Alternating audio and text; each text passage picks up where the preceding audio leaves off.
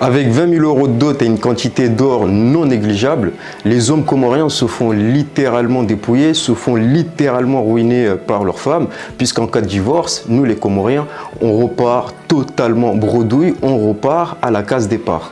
Dans le cadre du mariage comorien, c'est souvent l'homme qui va quitter sa famille maternelle pour aller s'installer chez sa femme. Dans le cadre de ce déplacement, dans le cadre de ce déménagement, l'homme il va arriver chez sa femme avec des moyens de subsistance. C'est la raison pour laquelle il va arriver avec une dot. Je tiens ici à préciser que les 20 000 euros prononcés au départ, c'est là une anomalie, puisqu'en général, ça tourne autour de 3 à 6 000 euros. C'est donc quelqu'un qui a exagéré, donc quelqu'un qui est allé au-delà de la moyenne. Mais ce qu'il faut retenir dans cette affaire, c'est qu'en allant chez sa femme, l'homme comorien doit arriver avec des moyens de subsistance. Donc beaucoup d'argent, de l'or, mais il doit aussi posséder des terres dans lesquelles il pourrait potentiellement cultiver pour nourrir sa famille, mais il va aussi disposer d'autres terres potentiellement pour les léguer à ses descendants et potentiellement à ses filles.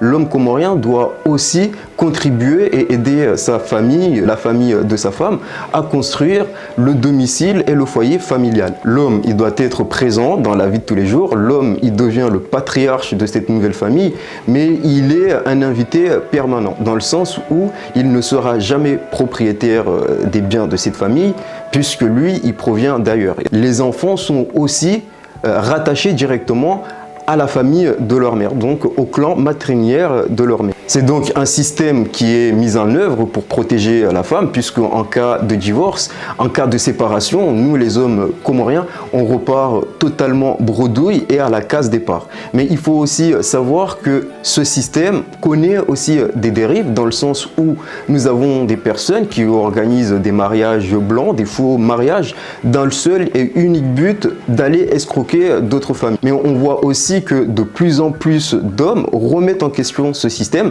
puisqu'ils estiment qu'il s'agit d'un système de base qui n'est pas en adéquation avec les prescriptions islamiques. Et donc beaucoup d'hommes pensent qu'on devrait revenir à une vision un peu plus islamique, dans le sens où ça devrait être la femme qui va s'installer chez l'homme, et donc c'est l'homme qui devient de fait l'héritier des biens qui étaient précédemment annoncés comme étant légués aux femmes. Aujourd'hui, nous sommes face à un tournant, dans le sens où nous avons conscience que ce système, il a permis à de nombreuses familles, il a permis à de nombreuses femmes de ne pas se retrouver à la rue avec leurs enfants.